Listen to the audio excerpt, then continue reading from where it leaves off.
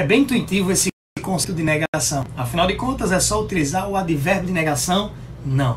Mas perceba, quando você era criança, você tinha muita dificuldade de entender o não. Inclusive, você pode reparar numa criança, quando alguém diz assim, não jogue a colher no chão, ele vai e joga. Porque é difícil a assimilação dessa negação. À medida que a gente cresce, a gente entende o que é negar. A gente entende a importância desse advérbio de negação em uma frase. Bom, e como o próprio conceito diz, se uma sentença é verdadeira, sua negação vai ter que ser falsa. E se uma sentença é falsa, obrigatoriamente sua negação vai ser verdadeira. E aí nós começamos a introduzir o conceito de tabela verdade. Professor, o que é uma tabela verdade? A tabela verdade é onde a gente nota os valores das sentenças. Por exemplo, você tem uma sentença aqui, P. E nessa sentença P diz, João é alto. Então, qual seria a negação? João não é alto. Nós na primeira aula que cada sentença só pode assumir um único valor. Então, essa sentença João é alto, ou ela é verdadeira, ou ela é falsa.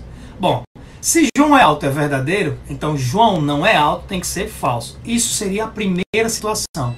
Na segunda situação seria o seguinte, se João é alto é falso, então João não é alto teria que ser verdadeiro. E isso aqui está de acordo com o conceito, ou seja, toda vez que uma proposição assumir o valor verdadeiro, sua negação é falsa. Toda vez que uma proposição assumir o valor falso, sua negação assume o valor verdadeiro. Mas calma, meus queridos, é mais simples do que o que parece. Supondo que nós tenhamos uma proposição P, que diz assim, ó, 2 é diferente de 5. Se 2 é diferente de 5, a negação dessa proposição P, basta colocar o til na proposição, til de negação, e se 2 é diferente de 5 é a proposição P, então negar isso é dizer que 2 é igual a 5. Aí vejam bem em relação aos valores verdades. A gente sabe que 2 é diferente de 5, e isso assume o valor verdadeiro. Logo, sua negação vai ser o quê? O valor falso, que a gente já sabe, é intuitivo que 2 não é igual a 5. E se nós tivermos uma proposição Q? Lembrando que a letra que representa a proposição pode ser qualquer uma, X, R, P. Geralmente a gente usa P, Q, R, S, T, beleza? Então nós temos uma proposição Q, que afirma o seguinte, 7 pertence aos inteiros. E aí muita calma nessa hora em relação aos símbolos de pertence e inteiro. Há uma playlist aqui de matemática onde tem aula sobre conjuntos e aí vai falar sobre os conjuntos numéricos. Mas nessa playlist de matemática do zero ao gênio, nós veremos cada símbolo e cada conjunto numérico, tá bom? Então vamos lá, só acordando aqui. Os números inteiros são os números nada positivos, os números negativos e o zero, tá bom? Então o 7 pertence aos números inteiros? Sim, ele pertence. E agora eu quero a negação dessa proposição. Bom, se eu quero a negação de quê? Então eu vou dizer que 7 não pertence aos números inteiros, beleza? Vamos aos valores verdades. 7 pertence aos números inteiros? Pertence, porque os números inteiros vai de 0 ao infinito positivo e de 0 ao infinito negativo. Então o valor de Q é verdadeiro, logo o valor de não Q vai ser falso. Então vamos a mais um exemplo aí para você fixar. A proposição R, ela afirma o seguinte, vogais estão contidas no alfabeto.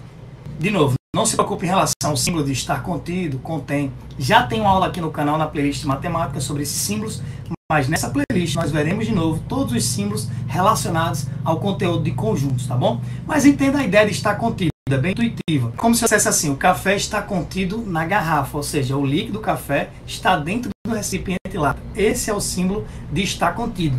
E mais uma vez, na aula passada a gente viu isso, né? Nos símbolos matemáticos, a abertura fica sempre virada para o maior. Seja na questão do maior que e menor que, a abertura sempre estará virada para o lado do maior. Eu até comentei na aula passada para você lembrar que o índio maior atira a flecha no menor. Então, a abertura para o maior, ponta da flecha para o menor. É igual aí, também não é didático, mas eu vou utilizar. Eu penso como uma luva de boxe. O maior sempre acerta o soco no menor, como uma luva de boxe. Então, o que é que eu tenho que entender? As vogais são menores, logo elas estão contidas no alfabeto? Sim, é bem intuitivo. Ô professor, e agora a negação dessa proposição, como seria? Bom, negar essa proposição é dizer que as vogais não estão contidas no alfabeto.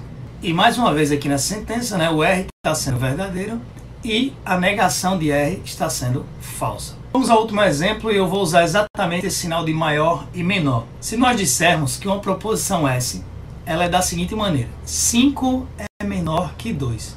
Aí eu pergunto, 5 é menor que 2? Não, então isso aqui é uma proposição falsa. Então vamos ver a negação dessa proposição S. A negação da proposição S é a seguinte.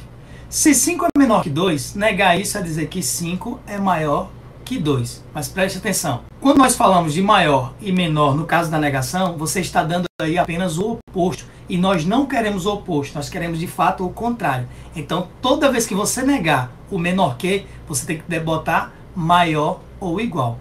E você vai entender essa noção de maior ou igual quando a gente estiver estudando intervalos, beleza? Mas só para você entender aí, ó, quando eu digo que é maior ou igual, é porque vai até o limite. No intervalo que eu digo assim, ó, o número x ele é maior ou igual a 5. Então ele vai até o 5. Se ele é maior ou igual a 5, o 5 faz parte dessa solução. Mas se eu digo assim, o número x é maior que 5, o 5 não faz parte dessa solução. A partir de 5,1, 5,2, 5,3, 6, 7, todos esses valores são solução, mas o 5 não.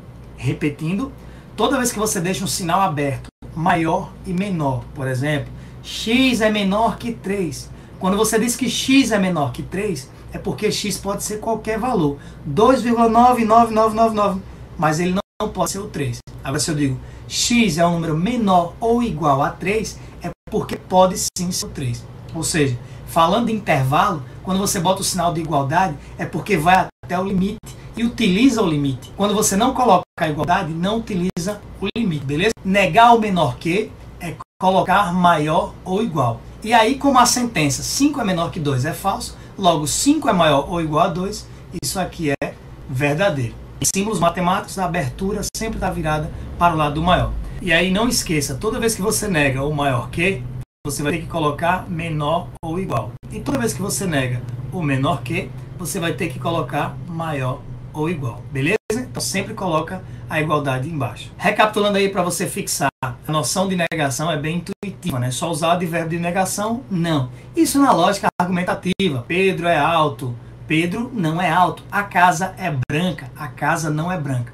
Tenha muito cuidado nessa questão da lógica argumentativa quando usar assim, por exemplo, a casa é branca. Aí você negue, aí você vai dizer a casa é azul. Não, você não negou, beleza? Você criou outra sentença. Que a casa é branca, a negação a casa não é branca. Porque nesse caso, nós não teremos apenas duas opções. Mas vamos para a lógica matemática, que é bem simples. O que é que eu quero que você entenda? Quando uma sentença for verdadeira na sua afirmativa, sua negação é falsa. Quando a sentença assumir um valor falso, sua negação será verdadeira. E aí nós vimos os exemplos. Para negar a diferença é só botar a igualdade.